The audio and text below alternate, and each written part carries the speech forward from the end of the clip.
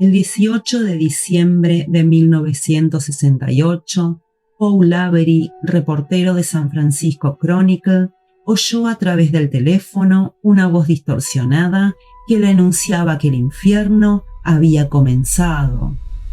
2 días después de la llamada, David Arthur Faraday, de 17 años, y Betty Lou Jensen, de 16, en su primera cita, fueron a un concierto de Navidad a pocas cuadras de la casa de Betty.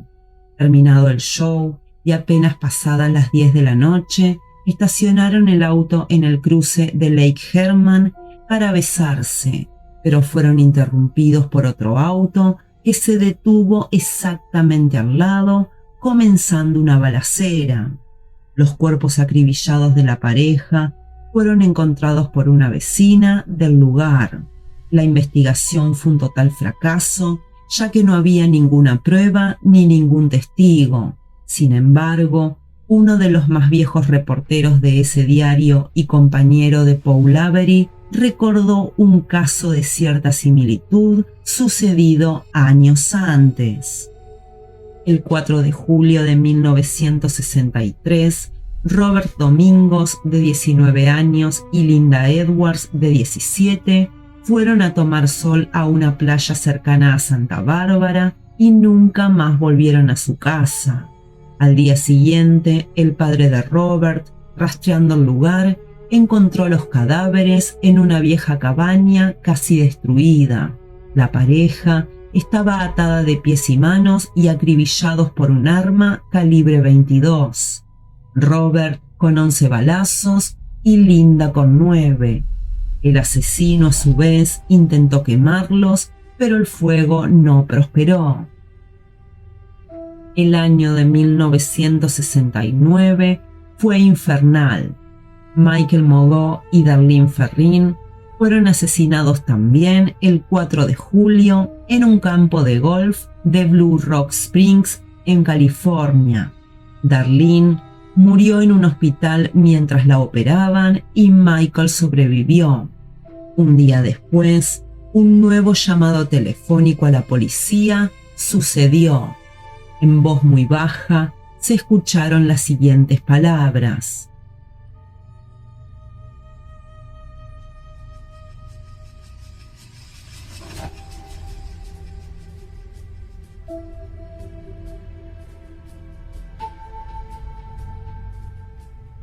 El 27 de septiembre, una nueva pareja joven apareció asesinada. Se trataba de Brian Calvin Hartnell y Cecilia Ann Shepard, quienes fueron apuñalados en una isla del condado de Napa. Brian se salvó a pesar de 6 heridas profundas en la espalda, pero Cecilia murió 2 días después en el hospital local. Sin embargo, poco antes de los crímenes, el asesino había mostrado su tarjeta de presentación, ya que había enviado 3 cartas casi idénticas a los diarios Vallejo Times Herald, San Francisco Chronicle y San Francisco Examiner. En ellas confesó los delitos y dibujó un criptograma de 360 caracteres que, descifrado, decía: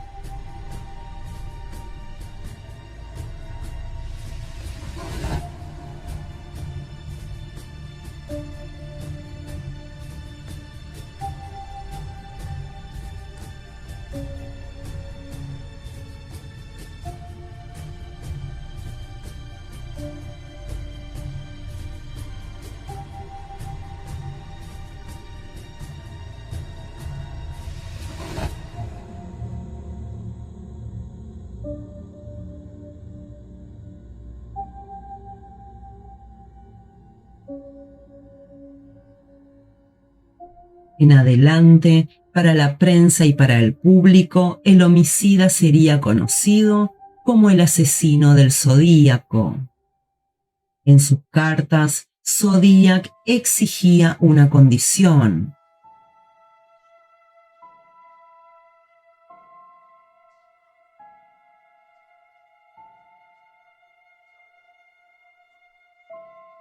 las oficinas de los editores se encontraban en un dilema, ya que publicarlas en la tapa crearía pánico y sería como arrodillarse ante el asesino, pero no publicarlas podría desatar los crímenes prometidos.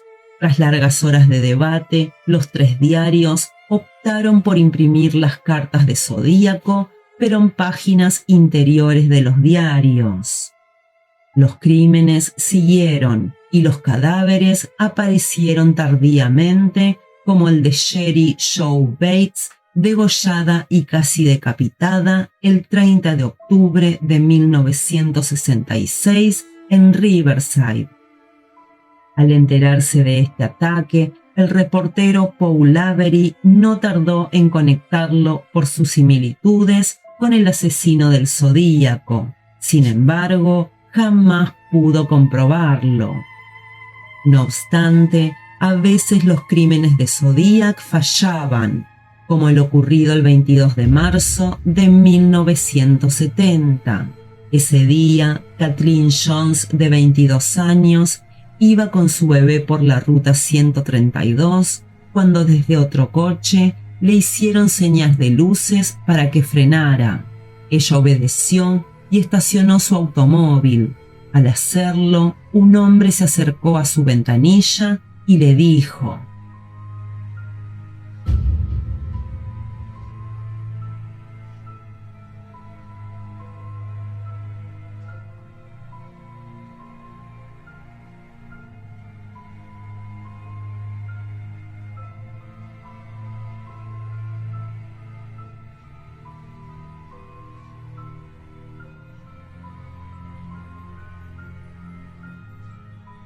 Iniciaron el camino y al pasar por una estación de servicios, él no se detuvo como lo había prometido.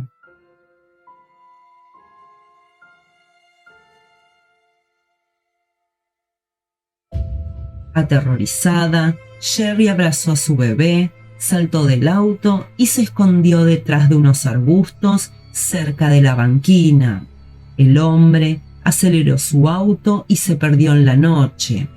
Al llegar a la estación de policía, Sherry Jones reconoció al retrato robot que ya circulaba por todo el estado.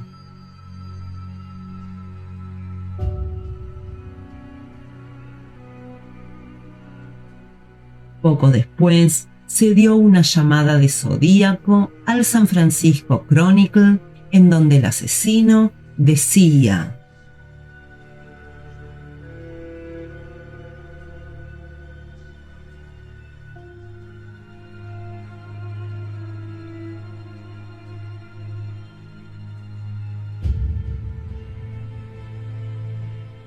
Afortunadamente, al día siguiente, Zodiac no cumplió con su promesa. A la par de las llamadas del homicida, una comisión de expertos se encontraba tratando de averiguar la identidad real del asesino.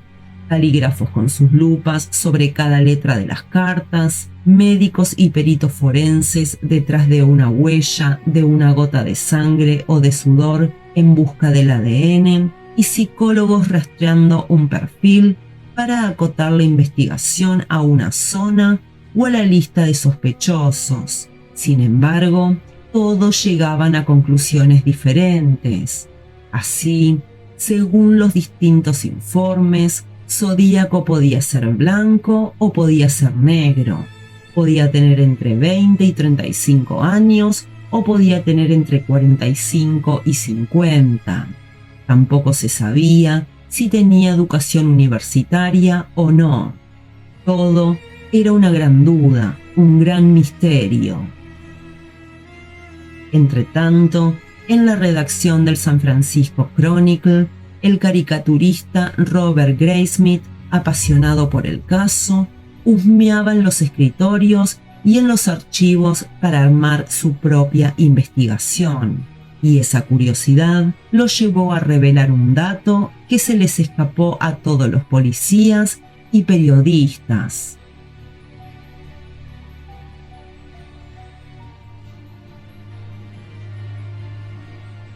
Sus compañeros de redacción lo miraron con una mezcla de piedad y burla.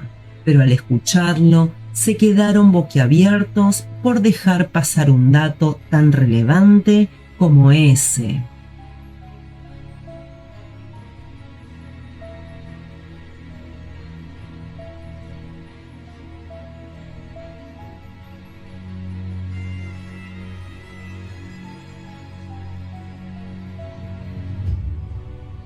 Zodiac reapareció en una carta fechada el 20 de abril de 1970, en donde decía: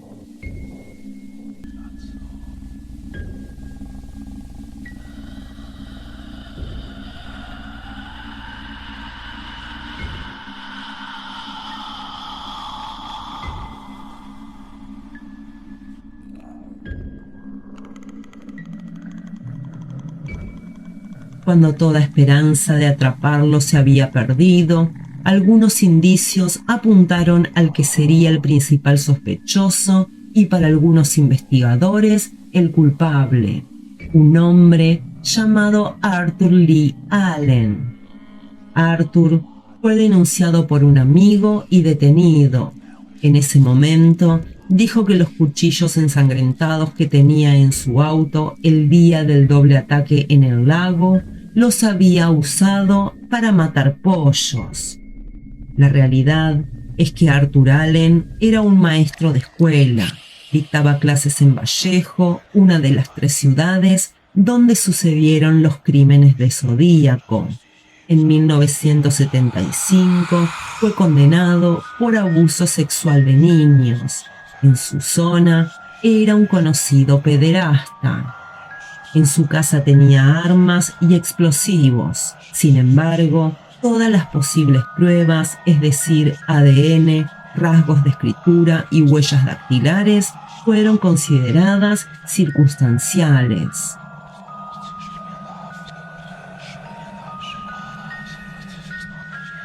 Según la policía, Zodíaco cargaba solo con 7 ataques y 5 muertos. David Faraday, Betty Lou Jensen, Darlene Ferrin, Cecilia Shepard y el taxista Paul Lee Stein, asesinado a balazos y a quemarropa el 11 de octubre de 1969. Pero en todos sus mensajes y cartas, hasta su desaparición de la escena, Zodíaco confesó que había matado a 37 personas. Sin embargo, luego de sus confesiones, se esfumó para siempre. Aún hoy, algunos investigadores creen que Zodíaco fueron al menos 2 asesinos y no uno, y esa creencia se fortaleció cuando en octubre del año 2021 un grupo de 40 detectives, periodistas y oficiales de inteligencia militar que se hacen llamar resolvedores de casos aseguraron haber hallado la identidad real de Zodíaco. Los investigadores señalaron que el asesino serial fue un hombre llamado Gary Francis Post, que nunca fue detenido y que murió en el año 2018. Gary sería el autor de un crimen en Riverdale en 1966, 2 años antes de que empezaran a relacionar las muertes de San Francisco con el Zodíaco. Los resolvedores de casos buscaron descifrar las cartas enviadas por el Zodíaco a los medios y aseguraron encontrar coincidencias con Gary Post. Según el equipo, existió un anagrama al que se le quitaron las letras del nombre completo de Post para revelar un mensaje alternativo. La policía cree que el grupo está equivocado y aseguran que Gary Post no es el Zodíaco. El director de información de la policía, Ryan Railsback, explicó que la pista que se siguió para relacionar el asesinato en 1966 de Sherry Joe Bates con los crímenes del Zodíaco ya había sido estudiada y se determinó que era una pista falsa. La polémica entre los nuevos y viejos investigadores está abierta, pero lo cierto es que nadie tiene una pista concluyente. El asesino serial del Zodíaco sigue siendo un misterio.